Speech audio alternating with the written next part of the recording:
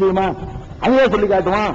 ஜன்னத்திலிருந்து எவ்வளவு பெரிய பாக்கியத்தை வெளியேற்றி விட்டான், உன்னை அந்த மாதிரி ஜன்னத்தில் வெளியேற்ற நிலைக்கு ஆளாக்கிறாள் அப்படின்னு சொல்ற தோணை வச்சு பார்க்கக்கூடிய நேரத்தில் ஜன்னத்துங்கிற இந்த சொல்லு சொர்க்கத்தை குறிக்கிற மாதிரி தெரியுது. இந்த இடத்துல 7:27 பாத்தீங்கன்னு சொன்னா இது வருது. எப்படி வருது? ஆதமுடைய மக்களே, உங்க வாப்பா அம்மாவை வெளியேற்றின மாதிரி உங்களையும் செய்தாங்க. உங்க வாப்பா அம்மாவை ஜன்னத்திலிருந்து வெளியேற்றின மாதிரி, ஜன்னம் சொர்க்கத்திலிருந்து வெளியேற்றின மாதிரி உங்களை கெடுத்து விட வேண்டாம்னா அது புரிஞ்சு வருகிறது. தோட்டத்திலிருந்து வெளியேற்றுற மாதிரி உங்களை கெடுத்து விட வேண்டாம்னா, தோட்டத்திலிருந்து வெளியேற்ற என்ன பெரிய விஷயங்கிறான். தோட்டத்திலிருந்து வெளியேற்ற பெரிய சாபம் கிடையாது. அது சாபம். தோட்டத்திலிருந்து உழைச்சிட்டு போற பெண்ண அந்த தோட்டம் இல்லாம அவங்களை சாவடிக்காது செஞ்சான்ல, தோட்டத்திலிருந்து வெளியேற்றின எல்லாம் போய் சொல்லி காட்டுவாங்க. அந்த இடத்துல இதை பார்த்தவொடனே நல்லா தெரியுது இருந்தே சொர்க்கம் தான் அப்படின்றாங்களா. இன்னொரு காரணம் என்ன சொல்றாங்கன்னு கேட்டா, அந்த வெளியேற்றுறான்ல, வெளியேற்றும் பொழுது சில வசனங்கள்ல வெளியேறுங்கள் இருக்குது, சில வசனங்கள்ல என்ன இருக்குன்னு கேட்டா இறங்குங்கள் இருக்கு, இகுபித்தூன் இருக்குது. இகுபித்து ஹபத்தன்னா மேல இருந்து கீழே இறங்குறது. இறங்குதுன்னா என்ன அர்த்தம்? ஒரு உயரமான இடத்திலிருந்து கீழ் நோக்கி வருவதற்கு பேர் தான் ஹபத்தென்று அந்த அரபு மொழியில் சொல்லப்படும். அப்ப ரெண்டு பேரையும் வச்சு எல்லாம் என்ன சொல்றான்னு கேட்டா இறங்கு அப்படின்னு சொல்றான்னு சொன்னா அப்ப மேல இருந்து இறக்கி விடுறாங்கன்னு அங்க அர்த்தம். அதனால இறங்குங்கள் என்ற சொல்லில் இருந்து அது விளங்குகிறது. இறங்குங்கள் எங்க இருக்குது? 2:38 எடுத்துக்கிட்டீங்கன்னா குல் நகபித்து, நாம் சொன்னோம் இங்கிருந்து இறங்குங்கள். 2:38. 2:36 எடுத்துக்கிட்டீங்கன்னா குல் நகபித்து, நாம் சொன்னோம் எல்லாரும் இறங்குங்க, ஒருவர் மற்றவர் கௌரியா இருப்பீங்க.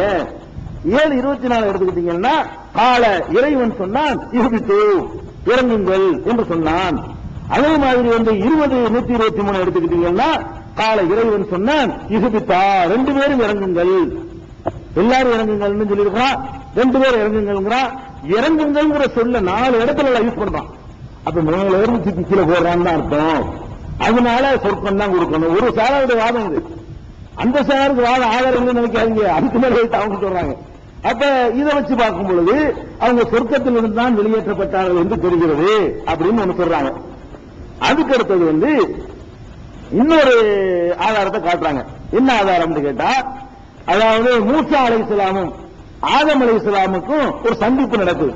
ஒரு ஆதமுடைய மூசாவுடைய மரணத்துக்கெல்லாம் பிறகு அங்க ஆலமுல் அருவாகல அல்லாஹ்வுடைய அந்த ஆன்மீக உலகத்துல ஒரு சந்திப்பு நடக்கிறது. அது நமக்கு என்ன யாருக்கு நம்மளை பார்த்தோம், ரசூலுல்லாஹ் சொல்றதுனால தெரியுது. ரசூல் ஸல்லல்லாஹு அலைஹி வஸல்லம் சந்திப்பை சொல்லும் பொழுது நம்ம அது அல்லாஹ் அறிவிச்சு கொடுத்திருக்கான்னு விளங்கிக்க வேண்டியது. சந்திப்பு என்ன நடக்கும் கேட்டா 2 பேரும் வாதம் பண்றாங்க. ஆதம் அலைஹிஸ்ஸலாம் மூசாவும் வாதம் பண்றாங்க. என்ன வாதம் பண்றாங்க? மூசா சொல்றாரு, யா ஆதமே அந்த அபூனா, நீங்க தான் எங்க அப்பா, உங்க தந்தை நீங்க தான் அகரஜத்துனா மினல் ஜன்னா, சொர்க்கத்தில் எங்களை வெளியேற்றி விட்டீங்கள, நீங்க ஒரு தப்பு பண்ணிவிட்டு இல்லாட்டி நாங்க சொர்க்கத்தில் இருந்திருப்போமே, எங்களை வெளியே கொண்டாந்து போட்டீங்கள அப்படின்னு நினைஞ்சாரு. ஆதம் அலைஹிஸ்ஸலாம் மூசா அலைஹிஸ்ஸலாம் ஆதம் அலைஹிஸ்ஸலாத்துக்கு அப்ஜெக்ஷன் பண்ணாராம். அப்ப ஆதம் அலைஹிஸ்ஸலாம் மூசாட்ட அல்லாஹ் என்ன சொல்றான்னு கேட்டா, மூசாவே இஸ்தஃபாக்கல்லாஹு பி கலாமிஹி, அல்லாஹ் நேரடியாக பேசுவதற்கு உன்னை தேர்ந்தெடுத்துக் கொண்டான் பேரன்ட்டு சொல்றாரு. மூசா நபிட்ட ஆதம் அலைஹிஸ்ஸலாம் சொல்றாங்க, உங்களை தன்னோட பேசுவதற்கு அல்லாஹ் தேர்ந்தெடுத்தானா? ஆமா. உனக்கு ஒரு வேதத்தை கொடுத்தானா? ஆமா. அந்த வேதத்திலேயே ஆதம தப்பு செய்வான்னு சொல்லியிருக்கிறானா? ஆமா. அவன் ஏற்கனவே இந்த வேதத்தை என்னை படைக்க முடியும் எழுதி வச்சுட்டு, நான் தப்பு செய்வேன் எழுதி வச்சுட்டு, அதன் அடிப்படையில் நான் செஞ்ச தப்புக்கு நீ குறை சொல்றியா? உனக்கு எந்த வேதத்தை கொடுத்தானோ அந்த வேதம் அன்னைக்கு தயார் பண்ணா, உனக்கு தந்த வேதத்தை என்னை படைக்க முடியாது எழுதிட்டான். என்னைய படைக்க முடிய தயாரிச்ச அந்த வேதத்தை உனக்கு தர்றான், உனக்கு தந்த அந்த வேதத்திலேயே நான் அப்படி பண்ணுவேன் இருக்குது. இந்த மாதிரி அவன் தப்பு செஞ்சாருன்னு இருக்குது. அவன் என்ன எழுதி வச்சா நான் அதப்ப நடக்குன்னு, நீ என்ன என்னைய குறை சொல்ற அப்படின்னு மறக்கினாரு. உடனே மூசா வாயடித்து போய்விட்டாரு.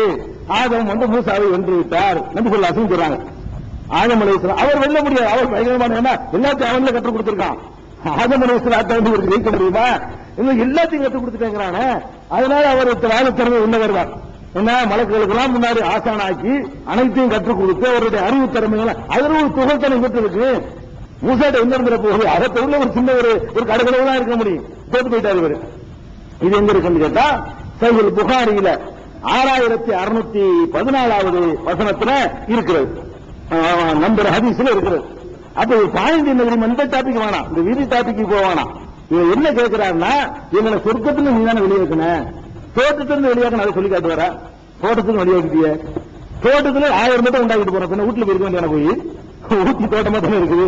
அதே அல்லா சொல்றா, அதே மூசனுக்கு சொல்றாங்க, சொர்க்கத்திலிருந்து வெளியேற்றி விட்டீங்களா நம்மள அப்படின்னு அவர் சொன்னதுல இருந்து என்ன தெரியுது என்று கேட்டா, அவர் இருந்த சொர்க்கம் தான். குர்ஆன்ல இருந்து தெரிகிறது, ஹதீஸ்ல இருந்து தெரிகிறது. அப்படி வந்து ஒரு ஆர்குமெண்ட் வைக்கிறாங்க அவங்க. அதுக்கப்புறம் வந்து இன்னொரு நிகழ்ச்சி நடக்கிறது. இதுவும் ஆதாரப்பூர்வமான ஹதீஸ் தான். மறுமையில் நடக்கக்கூடிய நிகழ்ச்சி.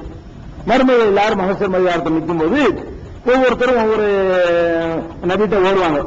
ஆதம் அலைஹிஸ்ஸலாத்துக்கு வரும் எல்லாத்தையும் போவாங்க. போய் நீங்க ரெக்கமெண்ட் பண்ணுங்க, வெப்பம் தாங்க இல்லையே, கொடுமையா இருக்கு, மண்ட காயுத அப்படின்னு சொல்லிட்டு போய் கேட்பாங்க ஒவ்வொருத்தையா. அப்ப வந்து ஆதம் அலைஹிஸ்ஸலாத்திட்ட போய் கேட்பாங்க ஃபர்ஸ்ட். அப்ப கேட்டோன்னா அவர் என்ன சொல்லுவாரா, அவர் சொல்றதான் பாயிண்ட். ஆதம் அலைஹிஸ்ஸலாத்துக்கு போய் அல்லாஹ்ட்ட கொஞ்சம் பார்த்து பேசணும், நீங்க ஏன்னா வாப்பா எல்லாத்தையும் வாப்பா நீங்க தானே, நீங்க பேச வேண்டியதானே, அவ்வளவு கஷ்டப்படுறோம்ல அப்படின்னு சொன்ன உடனே ஹல் அஹ்ரஜக்கும் மினல் ஜன்னத்தி இல்லா ஹதியத் அபீக்கும், உங்க வாப்பாங்கிறீங்களப்பா நான் செஞ்ச தப்புனால தானப்பா உங்க 50 பேரும் சொர்க்கத்துக்கு வெளியேற்றி விட்டேன். நாம இப்படி கேட்பேன், நான் தான் உங்களை வெளியேற்றினால நான் தானே, ஏன் தப்புனால தானே உங்களை எல்லாம் நான் சொர்க்கத்துக்கு வெளியேற்றி விட்டேன், நான் எப்படி போய் அல்லாஹ்ட்ட கேட்பேன் அப்படின்னு ஆதம் அலைஹிஸ்ஸலாம் வந்து நம்மள்ட்ட மறுப்பு சொல்லுவாங்க, உம்மத்துகள்ட்ட என்ன செய்வாங்க, மறுப்பு சொல்லுவாங்க என்று நபிகள் நாயகம் ஸல்லல்லாஹு அலைஹி வஸல்லம் பெரிய ஹதீஸ் இது.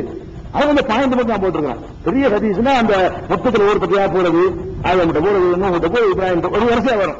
அதுல வந்து நமக்கு பாயிண்ட் என்னன்னு கேட்டா, ஆதம் அலைஹிஸ்ஸலாம் சொன்ன பதில் மட்டும் போதுங்கிறதா அந்த பாட்டு மட்டும்.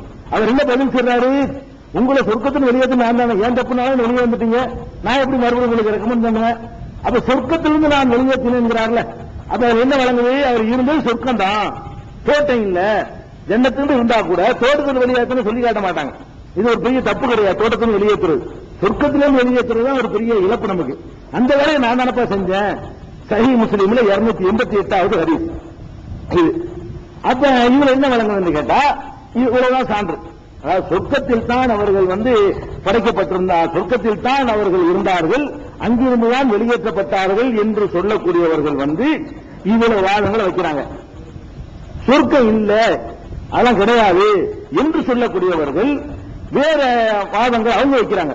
இது வந்து பூமியில உள்ள ஒரு தோட்டம் தான், பூமியில உள்ள ஒரு தோட்டம் தான், ஒரு அழகா சொர்க்க சோழ மாதிரி ஒரு இடத்துல அவர்களை தங்க வச்சிருந்தான், கஷ்டம் இல்லாம சாப்பிட ஏற்பாடு பண்ணி கொடுத்திருந்தான், தப்பு பண்ண உடனே தூக்கி போட்டான் அப்படின்னு சொல்லக்கூடியவங்க ஃபர்ஸ்ட் என்ன வாதம் வைக்கிறாங்கன்னு கேட்டா, ஆதம படைக்கிறத பத்தி எல்லாம் சொல்றாங்கல்ல, என்ன சொல்றான், இன்னி ஜாயிலும் ஃபில் அர்லி ஹலீஃபா, பூமியில ஒருவரை ஒரு தலைமுறையை படைக்க போகிறேன்னு சொல்றான். பூமியிலிருந்து மேல தூக்கிட்டு போனான்னு வரவே இல்லை, படைச்சதே இங்க வச்சுதான், மண்ணெடுத்து போட்டு படைச்சதே எங்கதான், பூமியில தான் படைச்சேன்னு எல்லாம் சொல்றான்.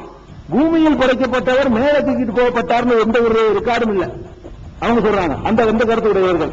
அப்ப படைக்கப்பட்டது பூமியா இருக்கிறதுனால இந்த பூமியில் தான் எல்லாம் நடந்தது, பூமியிலிருந்து மேல இருக்க அல்லாஹ் எடுத்துக்கொண்டு போனான் என்று எந்த ஒரு ஹதீஸோ எதுவுமே இல்ல அப்படின்னு முதல் விஷயத்தை என்ன செய்யறாங்கன்னு கேட்டா, இன்னி ஜாயிலும் ஃபில் அர்லி ஹலீஃபா, பூமியில ஒருத்தரை நான் வந்து ஒரு தலைமுறையை படைக்க போகிறேன் அப்படின்னு சொன்னதுல இருந்து அவர் இருந்தது பூமிதான் அப்படின்னு ஒரு பாயிண்ட ஃபர்ஸ்ட் வச்சிருக்காங்க.